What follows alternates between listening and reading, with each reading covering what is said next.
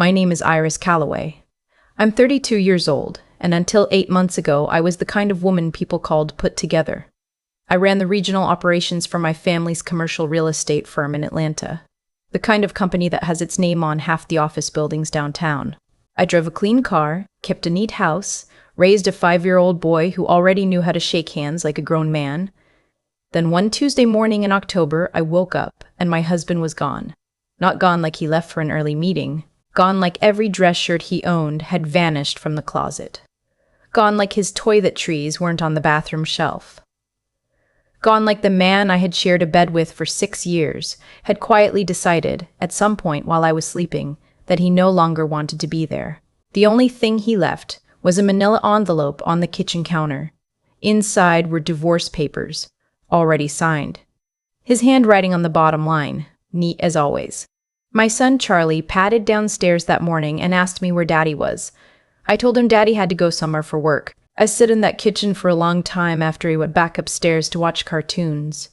The coffee I had poured sat on the counter going cold.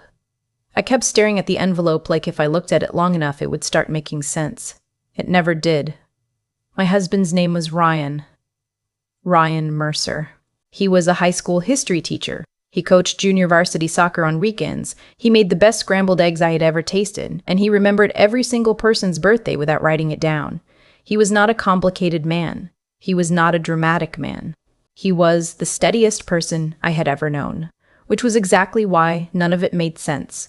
My mother arrived at my house within an hour of me calling her. She sat across from me at the kitchen table, looked at the divorce papers, and said something I will never forget. "I told you this would happen." I looked up at her. "What?" She folded her hands on the table. "A teacher, Iris. I told you from the beginning. A man like that, he was always going to feel like he didn't belong." I didn't have the energy to argue with her that morning. I was still in shock, but I noticed the way she said it. Not with surprise, not even with much sadness. More like someone confirming something they had already decided a long time ago. My mother, Constance Calloway, had never hidden the fact that she thought I had made a mistake marrying Ryan. She didn't say it at the wedding. She smiled in all the photos. But in small ways, over 6 years of Sunday dinners and company events and family gatherings, she made her feelings known. She would ask Ryan about his little school, in a tone that made it sound like a hobby. She would suggest, whenever the firm's expansion came up in conversation, that I needed a partner who understood business. She once told me at my cousin's engagement party that I had the instincts of a leader and that it was a shame I didn't have someone beside me who matched that. Ryan always let it go. He never made scenes. He would get quiet sometimes in the drive home from our house, and I would reach over and take his hand, and he would squeeze mine back, and that was enough. That was always enough. Until it wasn't. I didn't sign the papers. My mother pushed me to. My uncle, who handled the firm's legal work, told me I should at least have them reviewed. But something in me refused. Ryan had not given me an explanation. He had not even given me a goodbye. And the man I knew, the man who stayed up all night with Charlie when he had an ear infection, the man who still left notes in my coat pockets for me to find in winter, that man did not do things without reasons. So I waited. I filed a missing persons report, which the detective gently explained was complicated given that Ryan had clearly left voluntarily. I hired a private investigator for 6 weeks. She found nothing. Ryan had no social media, no credit card activity I could trace, no family nearby who had heard from him. His sister in Ohio said she hadn't spoken to him. His old college roommate hadn't either. Charlie asked about his dad less and less as the months went on. That was almost harder to watch than anything else. A 5-year-old learning to stop expecting someone. 8 months passed. I ran the firm. I took Charlie to school and soccer practice and birthday parties. I kept the house. I did not sign the papers. And then, on a Wednesday afternoon in June, everything changed. I had driven out to check on a renovation project. The firm had recently taken over management of a strip of mixed-use properties in Decatur, about 20 minutes outside the city. We had hired a general contractor to handle the physical work, a mid-sized company I had used a few times before. It was a routine site visit. I had a hard hat in my car. I had done 100 of these. I parked and got out and walked toward the building, scrolling through my email while the site supervisor jogged over to meet me. He was talking about materials and timelines. I was half listening. And then I looked up. Across the lot, a group of workers were moving lumber from a flatbed truck, passing boards down a line. One of the men near the end of the line was tall and lean, wearing a gray t-shirt with the sleeves cut off and a pair of worn work boots. He had a baseball cap on, pulled low. His arms were thinner than I remembered. His build was the same. I stopped walking. The supervisor kept talking. My eyes wouldn't move. The man turned slightly to reposition a board, and I saw his profile. 8 months. 8 months of nothing. 8 months of a 5-year-old asking questions I couldn't answer. 8 months of sleeping on one side of a bed because I couldn't make myself move to the middle. And there he was, working a construction job, 20 minutes from our house. I don't fully remember walking across the lot. I remember my heels on the gravel. I remember the supervisor calling after me. I remember one of the other workers noticing me first and tapping Ryan on the shoulder. He turned around. The moment he saw my face, his whole body went still.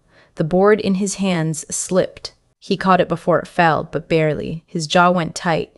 Something moved across his expression. Not guilt, not exactly. More like dread, like a man who had been bracing for something for a long time and had just watched it arrive. I stopped about 3 feet away from him. I didn't yell. I had thought sometimes about what I would do if I ever found him. I had imagined screaming. I had imagined crying. What actually came out of me was very quiet and very cold. 8 months, I said. Ryan didn't look away. Iris, 8 months, Ryan. 8 months, and you're in Decatur. He glanced around at the workers who had gone still nearby. Can we? No. My voice didn't shake. I was almost surprised by that. You don't get to pick where this conversation happens. You lost that when you left divorce papers on my kitchen counter and disappeared while our son was asleep upstairs. Something in his face cracked a little at that. He set the board down against the truck and took a step away from the others. I followed. We stood near the edge of the lot, away from the crew. I'm sorry, he said. His voice was low and rough in a way that didn't sound practiced. I know that's not enough. Why? That was all I had. One word. I had been carrying it for 8 months like a stone in my chest. And now I set it down in front of him. Why? He was quiet for a moment. Not the quiet of someone avoiding. The quiet of someone avoiding the quiet of someone figuring out where to start. Your mother came to see me, he said. About a week before I left. I went very still. She didn't come to the house, he continued. She came to the school, waited in the parking lot after dismissal. I didn't say anything. She said she needed to talk to me about you, about the firm. He paused. She told me that your grandfather's original charter for the company had a clause in it, that any principal in the firm, anyone holding partial ownership, had to be either a blood Calloway or married to someone with a professional background in real estate, finance, or law. He looked at me carefully. She said the board had been overlooking it because of your father, but that there was a new investor coming in, someone who had done his research, and if that clause got raised, if it became an issue, you could lose your stake. My hands had gone cold. She said the only way to protect your position was to dissolve our marriage quietly before the deal closed. His jaw moved. She said if I didn't go willingly, she would make sure the story that got told was that I had an affair, that I had taken money from the firm. She had documents ready. She said she would make sure Charlie ended up believing his father was a thief. The lot around me felt very far away. Ryan. My voice came out barely above a whisper. I know. He looked down at the ground, then back up at me. I know I should have come to you. I know I should have come to you. I know I should have come to you. But she said if I did, if I breathed a word of it to you, she would move forward with everything immediately, before you had any time to respond. He exhaled slowly. I thought if I just left, quietly, no explanation, I thought you'd be angry, but you'd be okay. You'd have the firm. You'd have Charlie. And I would just be the guy who left, not the guy who destroyed your career and your family's business on his way out. I stood there for a long moment. My mind was working through it piece by piece the way you do when something is too large to take in all at once. The charter clause. I knew the document he was talking about. I had read it twice when I took over my share of the firm. The clause existed. I had thought about it exactly once, on the day I got married, and then filed it away because it had never seemed relevant. My mother had found it away because it had never seemed relevant. My mother had found it, had weaponized it, had walked into my husband's school parking lot and used our son as leverage. I thought about the morning she arrived at my house after Ryan left, the way she had sat across from me at the kitchen table, the way she'd said I told you this would happen with that particular brand of calm that I had always read as practicality. She had known. She had been in the room with me while I cried. She had held Charlie on her lap at Sunday dinner while I tried to hold myself together. She had watched all of it and said nothing. "Where have you been staying?" I asked. "I rented a room from an older couple over in Clarkston," he said. "Cash. I've been picking up day labor through the contractor I worked with back in college." He glanced down at his hands. "I've been staying off the radar. I didn't know. I wasn't sure if she had people watching. I didn't want to give her anything to use." I looked at him. The tan. The cut-off sleeves. The calluses I could see on his palms from here. Ryan Mercer, who had a master's degree in American history, who coached 12-year-olds on weekends. Who was the person Charlie went to when he had nightmares, spending 8 months doing manual labor in Clarkston so that my mother couldn't threaten to take a child's memory of his father away from him? My eyes burned. I looked away. "Charlie stopped asking about you," I said. It came out harder than I meant it to. Ryan didn't say anything, but I heard him exhale. "He learned to stop expecting you to come back." I turned back to him. That was the worst part, watching him learn that. I know. His voice was quiet and wrecked. I thought about him every single day. I believed him. That was the thing. I stood in that parking lot with gravel under my heels and the June sun going flat and hot overhead, and I believed every word he was saying. Because I knew him. 6 years of marriage and a 5-year-old and 1,000 ordinary Tuesdays, and I knew exactly what this man was and wasn't capable of. And I knew exactly what my mother was capable of, too. I'd just never let myself see it this clearly before. I drove back to Atlanta slowly. I didn't call anyone. I just drove and thought. My mother had always told herself she was protecting me. That was the story she lived inside, that every decision she made on my behalf was for my benefit, that she understood what I needed better than I did, that love and control were the same thing. I'd spent my whole adult life navigating around that belief, softening it, excusing it, because she was my mother and the firm was real and her grief over my father's death had made her hold tighter to everything she had left. But there is a line. And threatening to destroy a good man's reputation and use a child's love as a bargaining chip is so far past that line that no amount of grief or love or good intention gets you close to excusing it. I spent 3 days going through documents. I pulled the original charter. I had it reviewed by an attorney outside the firm, someone my mother had never met. The clause existed, but my attorney looked at me over the top of his reading glasses and told me it had not been enforced in over 40 years and would almost certainly not survive a legal challenge. It was the kind of clause that sat in old family business documents as a relic, not the kind that ended careers. My mother had known that too. I was almost certain of it. That Friday evening, she hosted her standing dinner for the family, her brother and his wife, my cousin and her husband, a couple of longtime friends of the firm. She did this every few weeks. Long table, good wine, the kind of dinner where everyone talked about the business, and my mother presided at the head like she always had. I arrived early. She met me at the door with a glass of wine already in her hand and a pleased expression. "You're early," she said. "That's new. I need to talk to you before everyone gets here." Something shifted behind her eyes. Just slightly. "Of course, come in." We went into her study. She closed the door and turned to face me with the kind of composed expression she had been wearing my entire life, ready for whatever this was, already certain she could manage it. "I found Ryan," I said. She was still. "Where?" "At a job site in Decatur. He's been doing day labor for 8 months. I watched her face. He told me about the parking lot, about the charter clause, about what you threatened him with."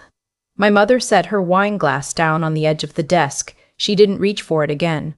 "Iris, he left to protect Charlie," I said. "He spent 8 months living in a rented room and working construction because you told him you would make our son think his father was a criminal. I was protecting the firm." Her voice was controlled. "Even now. That investor was real. The exposure was real. You could have lost everything your grandfather built. My attorney says the clause is unenforceable. I kept my voice steady. And I think you knew that. She opened her mouth. I think you knew that, I said again. And you used it anyway, because you saw an opening. The room was quiet for a moment. Outside the study door, I heard the sound of a car pulling into the driveway, her guests arriving. My mother looked at me. For just a moment, something in her expression slipped, something that looked almost like the face I remembered from when I was very small, before the firm became her whole identity, before she decided that managing everything was the same as loving it. But it passed quickly. Everything I have ever done, she said, has been for this family. I know you believe that, I said. I do. But Ryan is my family. Charlie is my family. And you used my child to run my husband out of our lives. I took a breath.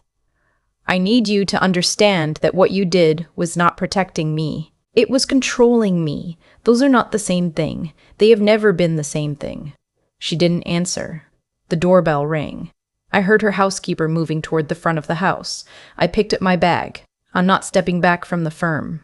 It's my inheritance and I earned my place in it, and I'm not walking away from that. But I am done pretending that what you did was reasonable. I looked at her. And I need you to hear me when I tell you, if you ever go near Ryan again or use Charlie in any way, I will go to the board myself and I will tell them exactly what happened, including the part where you threatened an innocent man with fabricated documents. She held my gaze for a long moment. Then she looked away. I walked out of the study. I said brief hellos to the guests arriving in the entryway, picked up my keys from the side table and left. Ryan was sitting on the front steps of my house when I pulled up. He had changed out of his work clothes. He had Charlie in his lap, and Charlie had both arms wrapped around his father's neck like he was never letting go, his small face pressed into Ryan's shoulder. Ryan had one hand on the back of Charlie's head and his eyes closed. I had called him that afternoon and told him to come. I sat in the car for a moment before getting out. I didn't want to interrupt. I just needed to look at them for a second. Both of them. Real and whole, and sitting on my front steps in the early summer evening. I got out of the car. Ryan opened his eyes. He looked at me over the top of Charlie's head, and there was a question in his face that he didn't have to ask out loud. We have a lot to figure out, I said. That's still true. He nodded. He understood what I meant. 8 months wasn't nothing. The leaving wasn't nothing, even with the reasons behind it. There were things we would have to work through the hard way, the slow way. I wasn't pretending otherwise. But you're not staying in Clarkston, I said. Something in his face broke open quietly, the way a person looks when they've been holding themselves together for so long that relief almost feels like pain. Charlie pulled back far enough to look at his father's face. Are you coming home, Daddy? Ryan looked at me. I nodded once. He pressed his forehead to Charlie's. Yeah, buddy, he said, his voice rough.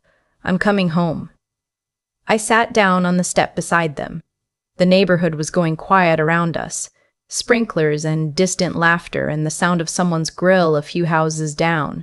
The ordinary sounds of a summer evening in a suburb of Atlanta. My mother had believed that love meant never having to let go, that protecting someone meant making every decision for them, that an empire built in a family's name was worth more than the people inside it. I had grown up inside that belief. I'd spent years bending around it, softening it, telling myself it was just her way. But the man sitting next to me on these steps had walked away from everything comfortable. His job, his home, his son's daily life. Not to protect himself, but because someone had threatened the people he loved, and he had believed, wrongly, but genuinely, that disappearing was the only way to keep them safe. That was not a perfect decision. It wasn't even a good one. But I knew exactly where it came from. My mother had called him ordinary his entire life. She had never understood that ordinary, steady, quietly devoted. That was not a limitation. That was everything. I keep thinking about the moment I sat in my car outside my house and watched Ryan hold Charlie on those front steps. I didn't get out right away. I just sat there, engine off, and looked at them through the windshield. 8 months of grief and silence and unanswered questions, and the answer had been 20 minutes away the whole time, not hiding from me, but hiding for me. That distinction took a while to land, but when it did, it landed hard. There's a version of this story where I never go to that job site, where I signed the papers after 6 months the way my mother wanted, where Charlie grows up believing his father walked away because he wanted to, where I spend the rest of my life thinking that love had simply run out, that ordinary wasn't enough, that I had been wrong about who Ryan was. That version almost happened. And the only reason it didn't is because I refused to accept a story that didn't match the man I knew. I think about what it took for Ryan to do what he did. Not the leaving, the staying gone. Waking up every morning in a rented room in Clarkston, picking up work through a contractor, keeping his head down for 8 months while his son learned to stop waiting for him to come home. A lesser person would have cracked, would have called or shown up or decided that one conversation couldn't hurt. But Ryan understood something I didn't fully appreciate until I was standing in that parking lot looking at the calluses on his hands. That doing the right thing almost never looks like the right thing while you're doing it. It just looks like loss. That's what I want to hold on to from all of this. Not the drama of it. Not the confrontation with my mother or the family dinner I walked out of. What I keep coming back to is the quiet decency of a man who made a terrible decision for the right reasons and bore the cost of it without complaint. That's not weakness. That's a kind of moral backbone that most people never get tested on. And my mother. I don't say this with bitterness anymore, or at least I'm working toward that. She genuinely believed she was protecting something. That's the most honest thing I can say about her. But there is a specific kind of harm that comes wrapped in the language of love, and it is not less harmful for the wrapping. She was smart enough to find a legal clause and use it as a weapon. She was not wise enough to understand that wisdom and intelligence are not the same thing. Knowing how to win an argument is different from knowing what is worth fighting for. I think what this whole year forced me to do was look clearly at my marriage, at my family, at myself, at the ways I had let things slide because confrontation was uncomfortable, at the ways I had chosen to manage around my mother's control instead of naming it. That clarity is not comfortable. But I am more sure of what I value now than I have ever been.